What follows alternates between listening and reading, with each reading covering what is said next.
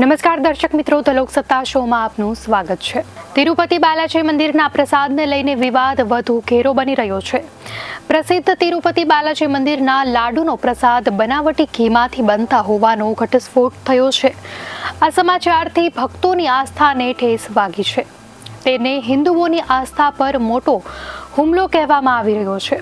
આ વિવાદ બાદ હવે કર્ણાટક સરકાર પણ એક્શનમાં આવી ગઈ છે। કર્ણાટકની સિદ્ધારમૈયા સરકારે એક આદેશ જારી કર્યો છે।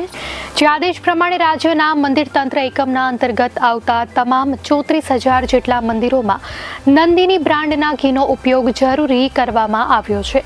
કર્ણાટક સરકારના નવા આદેશ અનુસાર તેના અધિકાર વિસ્તારના અંતર્ગત આવતા તમામ મંદિરોને મંદિરના અનુષ્ઠાનો જેમ કે દીવો પ્રગટાવવો, પ્રસાદ તૈયાર કરવો અને દસોહા ભવન એટલે કે જ્યાં ભક્તોને ભોજન પીરસવામાં આવે છે તેમાં માત્ર નંદિની ઘીનો જ ઉપયોગ કરવો પડશે।